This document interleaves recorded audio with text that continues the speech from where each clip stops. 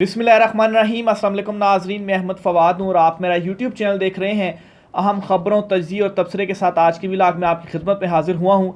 नाज़रीन, दो बड़ी खबरें आपके साथ शेयर करनी है। एक तो ये कि बुशरा बीबी के साथ अफसोसनाक वाक़या हुआ है। बन्नी गाला जो कि सब जेल करार दे दिया गया था और उन्हें वहाँ पर रखा गया था, और इसमें मुबैना तौर पर पुलिस अफसरान के मुलविस होने का भी इंकशाफ सामने आया है। कुछ एक्सक्लूसिव डिटेल्स आपके साथ में शेयर करूँगा।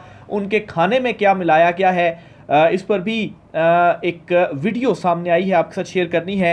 दूसरे नंबर पर नाजरीन, मौलाना फजल रहमान साहब ने आज ये एतराफ़ कर लिया है कि इमरान खान के अगेंस्ट जो तहरीक अदम एतमाद लाई गई थी, वो उस वक्त के आर्मी चीफ जनरल बाजवा के कहने के ऊपर लाई गई थी, और उस वक्त जनरल फैज़ हमीद जो थे वो भी इसमें शामिल थे। मौलाना फजल रहमान ने ये क्या इंकशाफात किए हैं, ऑन रिकॉर्ड उन्होंने अब सारी चीज़ें रख दी हैं, और इमरान खान साहब का वो जो मौक़िफ़ था वो बिल्कुल दुरुस्त साबित हुआ है। और फिर जो कासिम सूरी की रूलिंग थी वो भी दुरुस्त साबित हुई, लेकिन सुप्रीम कोर्ट ऑफ पाकिस्तान ने उस रूलिंग को कलअदम करार दिया। कुछ तफसीलात, एक्सक्लूसिव डिटेल्स आपके साथ में शेयर करूंगा। सियासी मंजरनामा तब्दील होना शुरू हो चुका है। सबसे पहले तो नाज़रीन, बुशरा बीबी के हवाले से आपको डिटेल जो है वो मैं बताता चलूँ। बुशरा बीबी जिन्हें सज़ा जब सुनाई गई तो उसके बाद उन्हें बजाय अडयाला जेल रखने के उन्हें बनी गाला शिफ्ट किया गया, और बनी गाला को सब जेल करार दिया गया, और वहाँ का जो एक रूम था उस रूम के अंदर उन्हें बंद किया गया। हालांकि बुशरा बीबी की जानिब से ये दरख्वास्त भी दी गई और कहा भी गया कि वो बनी गाला नहीं रहना चाहती, वो अडयाला जेल ही रहना चाहती हैं, जैसे आम कैदी हैं या जैसे पाकिस्तान तहरीक इंसाफ की दीगर वर्कर ख़वातीन हैं वो भी जेलों में हैं, और मुझे भी कोई मसला नहीं है, मुझे जेल में रखा जाए, जो मेरी सज़ा है वो मैं जेल में काटूंगी। बनी गाला में मुझे क्यों रखा गया, और उन्होंने ये भी कहा था कि मुझे धोखे से पहली मरतबा बनी गाला ले जाया गया। मुझे कहा गया जी कि किसी फार्म हाउस या किसी और जगह पर हम जा रहे हैं, लेकिन फिर अचानक से बनी गाला मुझे रखा गया, और इस पर उन्होंने बाकायदा तौर पर दरख्वास्त भी इस्लामाबाद हाई कोर्ट में दायर की हुई है, जिसके ऊपर नोटिस इशू किए हुए हैं। जस्टिस मियां गुल हसन औरंगज़ेब साहब उनकी इस दरख्वास्त पर समाअत कर रहे हैं, और 22 तारीख को नोटिस इशू तलब किया हुआ है कि आखिर क्यों उन्हें बनी गाला रखा गया है। अब बनी गाला में उनके साथ क्या अफसोसनाक वाक़या हुआ है। बुशरा बीबी को कुछ रोज़ कबल, तकरीबन कोई 10 दिन कबल, उनके खाने में कोई एक ऐसी चीज़ मिलाई गई है जिस को खाने के बाद उनके खाने में मिलाई गई या वैसे उन्हें दी गई, जिसके बाद उनकी जो मुंह है और गला वगैरह है इसमें छाले वगैरह, और उनकी तबीयत भी ठीक नहीं, और उनकी जो सेहत है वो भी काफ़ी डाउन हुई है। ये उनकी बेटी हैं, उन्होंने उनसे मुलाकात की, और उस मुलाकात के बाद उन्होंने 3-4 बातें बताई हैं। उन्होंने क्या कहा है जी, एक तो ये, और ये उनके बकौल बुशरा बीबी ने उनको बताया है कि उनके साथ ये कुछ हुआ, और जिस दिन उन्होंने वो खाना खाया उस वक्त वो काफ़ी स्पाइसी, बहुत ज़्यादा मिर्चें भी थी उनमें। अच्छा, पहला तो उन्होंने ये बताया जी कि 6 रोज़ कबल जब उन्होंने उनसे मुलाकात की तो उन्होंने बताया जी कि 6 रोज़ कबल इन्हें कुछ दिया गया, खाने में दिया गया, और उसके बाद उनकी ये हालत हुई है। और जिन अफसरान या पुलिस अफसरान की जानिब से जो वहाँ पर मौजूद थे, जो उनको खाना वगैरह देते थे, जो भी वहाँ पर था, जिन पुलिस अफसरान ने उन्हें ये चीज़ दी या वो खाना दिया, उनकी जो तबादला है, उनको उस जगह से उनकी जो ड्यूटी थी वो भी तब्दील कर दी गई। तो इसका मतलब ये है कि वाकई कुछ ना कुछ इस तरह का था, इसी वजह से जो ड्यूटी थी वो तब्दील की गई। दूसरे नंबर पर उनका मेडिकल नहीं कराया गया उसके बाद। फिर उन्होंने कहा जी कि वो काफ़ी ज़्यादा कमज़ोर है, उन्होंने ये भी बताया कि वो सही तरह से खा पी भी नहीं रही। फिर इसी तरह से उन्होंने ये कहा जी कि मुतालबा किया है कि उनका जो मेडिकल है वो उनके मर्ज़ी के डॉक्टर से कराया जाए, ताकि पता चल सके कि उनके साथ क्या हुआ है, और कोई ऐसा तो कुछ चीज़ नहीं दी गई कि स्लोली वो उनको ख़त्म कर दें। उनका ये खदशा है जिसका उन्होंने इजहार किया। अब इसी सारे मामले के ऊपर जो है वो पाकिस्तान तहरीक इंसाफ की जो वकील हैं, मिशाल गालिबन इनका नाम है, इन्होंने अडयाला जेल के बाहर टॉक की है मीडिया से, और उन्होंने भी यही इंकशाफात किए। मैं आपकी उनकी जो गुफ्तगू है वो आपको सुनाता हूँ। इन्होंने मज़ीद क्लियर करके बताया है कि बुशरा बीबी के साथ जो है वो क्या हुआ है। ये मैं आपको एक मिनट थोड़ा ज़रा लगा लूँ माइक।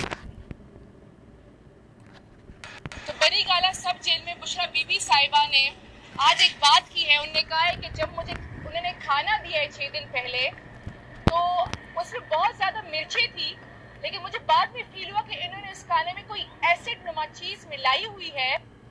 मुझे इन्होंने कोई खाना दिया जिसमें उस वक्त मुझे महसूस हुआ कि बहुत ज़्यादा मिर्चें थी, और बाद में मुझे ये महसूस हुआ कि उसमें कोई एसिड नुमा चीज़ थी। ये इन्होंने इंकशाफ किया जी। क्योंकि उस खाने के बाद आज तक मेरे मुंह और गले में छाले हैं।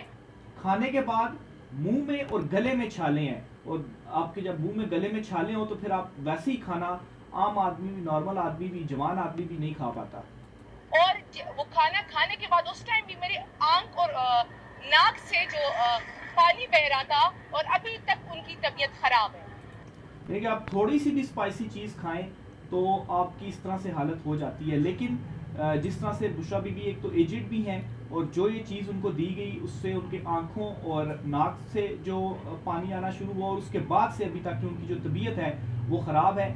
और सबसे इसमें जो अहम और ज़रूरी बात यह है कि अभी तक उनका मेडिकल चेकअप भी उसके बाद नहीं हुआ, और ये मुतालबा भी उनकी जो बेटी है उन्होंने किया है। ये उन्होंने कौम को आगाह किया है। दूसरी उन्होंने ये बात की है कि आप चाहे मुझे 1000 साल या मेरी जितनी उम्र है वो मुझे जेल में रखे, मुझे कोई फर्क नहीं पड़ता, मैं खान साहब के साथ ही रहूंगी। दूसरा जी कि इस तरह के हथकंडों से अगर उनको झुकाया जा सकता है तो उन्होंने क्लियर मैसेज दे दिया कि वो खान साहब के साथ डट कर खड़ी हुई थी, और जो कुछ मर्जी करें, 1000 साल भी रखें जेल में, वो इमरान खान के साथ ही खड़ी रहेंगी। और मैं खान साहब के साथ डट कर खड़ी हुई और उनकी ताकत बनूंगी।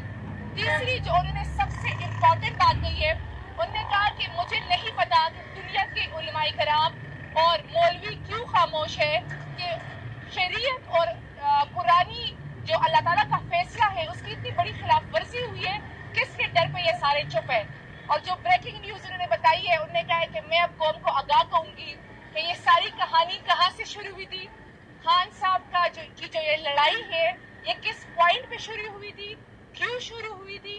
मैं इसको कौम को सब कुछ आगाह करूंगी, और वो इंशाल्लाह अगली मुलाकात में सारा कुछ बताऊंगी। हम सबसे पहले तो आखिर में उन्होंने जो इद्दत निकाह वाला केस था, कैसे खिलाफ वर्जी हुई, उस पर भी उन्होंने कहा कि जो हमारे उलमाए कराम हैं उनको आवाज़ उठानी चाहिए, और उन्हें बताना चाहिए कि सही क्या है और गलत क्या है। तो बहरहाल ये काफ़ी अफसोसनाक चीज़ है जो कि उनके साथ हुई है। उनकी बेटी और ये जो पाकिस्तान तहरीक इंसाफ की कारकुन है, वकील कारकुन है, इमरान खान साहब की पेशी पर मौजूद रहती हैं, मुलाकात वगैरह भी, सारा कुछ भी। तो इन्होंने भी ये कुछ अहम तरीन इंकशाफात हैं जो कि किए हैं। दूसरे नंबर पर नाजरीन, इमरान खान साहब का मौक़िफ़ दुरुस्त साबित हो गया। इमरान खान साहब ने कहा था कि जो अदम एतमाद है ये उनके ख़िलाफ़ मुदाखलत नहीं, असल में साजिश हुई है। और अब मौलाना फजल रहमान इस बात की गवाही दे रहे हैं। मौलाना फजल रहमान जिन्हें हिस्सा नहीं मिला और वो अब दूसरी साइड पे आ गए हैं, और अभी पाकिस्तान तहरीक इंसाफ का जो वफ़द है वो मौलाना फजल रहमान से मुलाकात भी कर रहा है, जो एहतजाजी तहरीक चलानी है। उन्होंने इंतखाबी नताइज को मुस्तरद जो किया हुआ है उस मामले के ऊपर। दूसरा इत्तेहाद नहीं हुआ, बहरहाल एहतजाजी तहरीक के हवाले से गुफ्तगू चल रही है, अभी उस फाइनलाइज नहीं हुआ उस मामले पर। लेकिन मौलाना फजल रहमान ने इंटरव्यू दिया है नदीम मलिक शो में, और इसमें उन्होंने जी बताया है कि तहरीक अदम एतमाद वो क्यों लेकर आए थे। ये भी उन्होंने बताया कि वो तो लाना ही नहीं चाहते थे, पीपल्स पार्टी सबसे पेश थी, और जनरल बाजवा के कहने के ऊपर ये तहरीक अदम एतमाद लाई गई। यानी कि और ना सिर्फ जनरल बाजवा, और उस वक्त उस वक्त आर्मी चीफ थे, और फिर उसके बाद जनरल फैज़ जो थे, उनकी मौजूदगी में सब जमातों को बुलाया गया और उनसे कहा गया। उनका एग्जैक्ट जो क्लिप है वो भी आप सुने, वो ये क्या कहते हैं जी। जनरल बाजवा जनरल फैज़ आपसे राब्ते में थे जब ये लोग टूट के पीटीआई से और एमकेएम और बाप पार्टी तो वो बिल्कुल राब्ते में थे, और उनकी मौजूदगी में सबको बुलाया गया और सबके सामने उनसे कहा गया कि आपने ये इस तरह करना है और इस तरह करना है। सब कौन थे वो? सब पार्टियां, नून लीग और पीपल्स सब पार्टी। पार्टियां, और उनका नाम मत ले आओ। और उनको किसने कहा कि ये करना है? सब पार्टियां। किसने कहा ये करना? बाजवा साहब और फैज अली साहब दोनों थे। क्या कहा उन्होंने? यही कहा कि आप लोगों ने क्या करना है, किस तरह चलना है, क्या करना है। नो कॉन्फिडेंस के हवाले से दोनों ने, और सब ने उसके ऊपर हाँ में हाँ भरी। फिर तो ये कहना चाहिए कि मूव जो थी वो उधर से थी, तो नून लीग और पीपल्स पार्टी ने सिर्फ मोहर लगा दी। आप बाकी सही सहाफी है, आपने बात निकाल ही लिया। तो फिर तो ये जी मौलाना फजल रहमान ने इंकशाफ कर दिया है कि तमाम जमातों को बुलाया गया और उनको यहाँ तक बताया गया कि ये काम करना है और इस तरीके से करना है, और फिर जो है वो काम हुआ और उसमें फिर मौलाना फजल रहमान भी शामिल थे। तो मौलाना फजल रहमान ने यहाँ पर ख़ुद को सेव करने के लिए क्या कहा है जी कि आप भी तो फिर इमरान खान के अगेंस्ट तहरीक अदम एतमाद में शामिल थे। तो मौलाना साहब ने कहा जी कि मैं उस वक्त इस वजह से तहरीक अदम एतमाद में शामिल हो गया था क्योंकि अगर मैं ना होता तो ये मुझे कहते जी कि आप इमरान खान का साथ दे रहे हैं। और ज़ाहिर सी बात है, अगर बाजवा साहब बकौल मौलाना फजल रहमान के वो उस तरफ थे और पूरी सारी जमातें उस तरफ थी, इमरान खान अकेला इस तरफ था, तो फिर मौलाना फजल रहमान साहब क्या करते? मौलाना फजल रहमान जो थे वो दूसरी साइड पर चले गए। हालांकि इनको सच के साथ और हक़ के साथ खड़ा होना चाहिए था, लेकिन खैर ये इंकशाफात हैं जो इनकी वजह जो इन्होंने किए हैं नदीम मलिक के शो में इन्होंने किए हैं, और ये छोटा सा क्लिप मैंने सुनाया। अच्छा, इसके साथ ही आपको भी बताता चलूँ जी कि ये जो कहा गया कि तहरीक इंसाफ उस वक्त जब लॉन्ग मार्च लेकर आई थी और तहरीक इंसाफ के लॉन्ग मार्च की वजह से हुकूमत नहीं गिराएगी और इलेक्शन नहीं करवाएगी, ये एक इल्ज़ाम लगाया जाता है नून लीग की तरफ से कि शहबाज शरीफ का इस्तीफ़ा रेडी था और वो तकरीर भी उनकी फ़ाइनल रेडी थी। तो इस पर भी मौलाना फजल रहमान ने ये कहा है जी कि शहबाज शरीफ किसी भी मौके पर इस्तीफ़ा देने को तैयार नहीं थे, मेरे नोटिस में ऐसी कोई बात नहीं है। इसका भी ये वीडियो क्लिप है छोटा सा, उनसे सवाल पूछा गया तो मौलाना फजल रहमान ने कहा, तो उसको भी डिनाई किया कि ऐसी कोई बात नहीं थी, बस यूं ही एक प्रोपेगेंडे के तौर पर यानी कि वो बात सामने आई। तो नून लीग ने वो जो उस वक्त फैलाया था जी कि शहबाज शरीफ इस्तीफ़े के लिए रेडी थे, उनकी तकरीर तैयार थी, लेकिन इमरान खान लॉन्ग मार्च ले आए, इस वजह से अब हम इस्तीफ़ा नहीं दे रहे, हमने हुकूमत करनी है, तो वो मौक़िफ़ भी सरासर गलत है। अब आखिरी चीज़ कासिम सूरी साहब की रूलिंग के ऊपर मैं आता हूँ। कासिम साहब सूरी साहब ने रूलिंग क्या दी थी? उन्होंने एक और जो तहरीक अदम एतमाद थी वो मुस्तरद की थी कि भाई साजिश हुई है और इस सारे मामले की जो तहकीकात हैं वो होनी चाहिए। उसके ऊपर क्या हुआ, अदालत बैठी, जो 5 रुकनी गालबन बेंच था, उस वक्त के चीफ जस्टिस उमर अताब बंदयाल साहब की सरबराही में रात गए तो नहीं, लेकिन पिटीशन गई थी सुप्रीम कोर्ट ऑफ पाकिस्तान में। सुप्रीम कोर्ट ने क्या किया कि जो कासिम सूरी साहब की रूलिंग थी उसे कालअदम करार दे दिया। हालांकि वो पार्लियामेंट का अंदरूनी मामला था और उस वक्त ये भी कहा गया, क्रिटिसिज्म भी किया गया कि पार्लियामेंट के अंदरूनी मामलात में सुप्रीम कोर्ट ऐसे डिसीजन नहीं दे सकती थी, लेकिन सुप्रीम कोर्ट ऑफ पाकिस्तान ने जो डिसीजन था वो दिया और फिर उसके बाद जो तहरीक अदम एतमाद थी वो हुई। और फिर वो जो सारी बातें कि रात गए अदालतें लगी, जब रूलिंग रात को जो वोटिंग थी, रात 12 के करीब जो वोटिंग थी वो हुई, उससे पहले सारा दिन वोटिंग नहीं हुई, तो फिर अदालतें जो है वो लगी और फिर ये कहा, इस तरह से चीज़ें सामने आना शुरू हुई कि आर्टिकल 6 लगेगा, ये हो जाएगा, वो हो जाएगा। तो फिर खैर एट द एंड वोटिंग जो थी वो करार भी दी गई। बहरहाल इसमें ये चीज़ तो अब सारी कंफर्म हो चुकी है और वो जो सारा उस वक्त माहौल बना था इमरान खान के अगेंस्ट, जो इमरान खान कहता था लोग तो मानते थे, लोग तो अब भी मान रहे हैं, इसी वजह से लोगों ने इमरान खान साहब को वोट दिया, 2/3 अक्सरियत दी है। लेकिन बहुत सारे मुखालफीन थे जो नहीं मानते थे और तहरीक अदम एतमाद के हवाले से वो क्या कहते थे, वो ये कहते थे कि ये कानूनी तरीका था और तहरीक अदम एतमाद एक आइनी मामला है, उसके तहत ही ये लाई गई है और इमरान खान साहब को हटाया गया है। लेकिन असल में इमरान खान साहब के नंबर तोड़े गए और दूसरी तरफ वो नंबर बिठाए गए और उन्होंने इमरान खान के अगेंस्ट जो वोट था वो दिया। और मौलाना साहब के मुताबिक जनरल बाजवा साहब भी थे और जनरल फैज़ हमीद जो थे, अच्छा ये थोड़ा सा हैरान कुन है क्योंकि जनरल फैज़ हमीद को इमरान खान की साइड पर रखा जाता है, लेकिन उस अदम एतमाद में वो भी थे। यानी कि मौलाना साहब ने एक मौके पर ये कहा कि जब सब पार्टियों को इकट्ठा किया गया तो बाजवा साहब भी थे, जनरल फैज़ हमीद साहब भी थे और ये जो अदम एतमाद का तहरीक है वो कही गई। तो ये इमरान खान का मौक़िफ़ था और ये जो अदम एतमाद इमरान खान के अगेंस्ट लाई गई है वो भी आज जब ये सच सामने आया तो खैर जब बाद में चीज़ें सारी होती रहीं तो सबसे बड़ी गलती साबित हुई अपोजिशन की वो कि उस वक्त अदम एतमाद नहीं लानी चाहिए थी।